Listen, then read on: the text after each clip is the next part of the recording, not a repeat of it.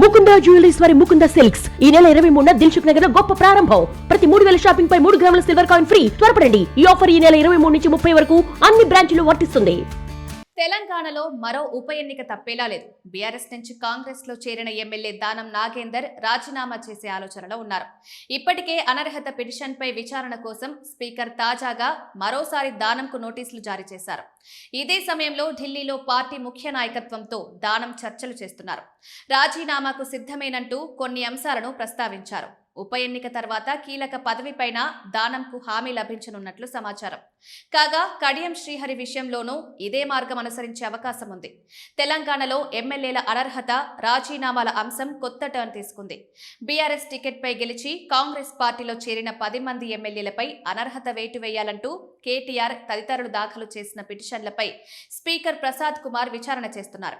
ఇప్పటికే నాటికి దానం నాగేందర్, కడియం శ్రీహరి మినహా మిగిలిన 8 మంది ఎమ్మెల్యేల పిటిషన్లపై విచారణను పూర్తి చేశారు. అనర్హత పిటిషన్లపై ఈ నెల 23 కల్లా వివరణ ఇవ్వాల్సిందిగా దానం నాగేందర్, కడియం శ్రీహరిలకు స్పీకర్ మరోసారి నోటీసులు జారీ చేశారు. అయితే నోటీసులు అందుకున్న రోజే దానం కాంగ్రెస్ పెద్దలను కలిసేందుకు ఢిల్లీ వెళ్లారు. ఫిరాయింపు పిటిషన్లపై విచారణ దాకా వెళ్లకుండా రాజీనామా చేయడమే మేలన్న భావనలో ఉన్న ఆయన అధిష్టానం అనుమతి కోసమే ఢిల్లీకి వెళ్లినట్లు సమాచారం. కాగా 4 వారాల్లో అనర్హత పిటిషన్లపై విచారణ పూర్తి చేయాలంటూ సుప్రీంకోర్టు ఆదేశించడంతో పిటిషన్లపై ఈ నెల 23 కల్లా వివరణ ఇవ్వాలంటూ దానం, కడియంకు స్పీకర్ మళ్లీ నోటీసులు జారీ చేశారు. అయితే బీఆర్ఎస్ టికెట్ పై గెలిచిన దానం లోక్సభ ఎన్నికల్లో సికింద్రాబాద్ నుంచి కాంగ్రెస్ అభ్యర్థిగా పోటీ చేశారు. దీంతో ఆయన పార్టీ మారినట్లుగా స్పష్టమైన ఆధారం ఉన్నట్లయింది. తనపై విచారణ కొనసాగితే అనర్హత వేటు పడే అవకాశం ఉందని, అంతవరకు వెళ్లకుండా తన పదవికి రాజీనామా చేయాలని దానం భావిస్తున్నట్లు పార్టీ వర్గాలు చెబుతున్నాయి. ఈ సందర్భంగా ఆయన పలు ప్రతిపాదనలతో ఢిల్లీ వెళ్లినట్టు తెలుస్తోంది. ఏప్రిల్లో ఖాళీ కానున్న రాజ్యసభ సీటును తనకు కేటాయించడం లేదా ఎమ్మెల్సీని చేసి మంత్రివర్గంలో స్థానం కల్పించాలని కోరుతున్నట్లు సమాచారం.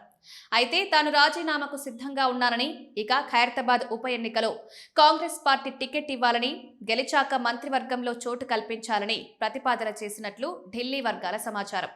దీనిపైన స్పష్టమైన హామీ రాగానే దానం రాజీనామా ఖాయంగా కనిపిస్తోంది.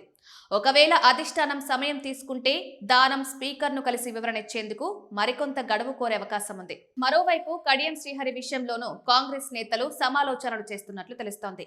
బీఆర్ఎస్ టికెట్ పై గెలిచిన కడియం శ్రీహరి లోక్సభ ఎన్నికల్లో వరంగల్ నుంచి కాంగ్రెస్ తరపున పోటీ చేసిన తన కూతురు కావ్యకు మద్దతుగా ప్రచారం చేశారు. ఈ సమయంలోనే అనర్హత పిటిషన్ పై వివరణ ఇచ్చేందుకు మరికొంత గడువు కావాలని కడియం శ్రీహరి స్పీకర్ ప్రసాద్ కుమార్ ను కోరారు. కడియంతో రాజీనామా కంటే కొంతకాలం వేచి చూడడం మంచిదనే అభిప్రాయంతో ఉన్నట్లు సమాచారం. దానం రాజీనామా చేస్తే గ్రేటర్ పరిధిలో మరో ఎన్నిక ఖాయంగా కనిపిస్తోంది.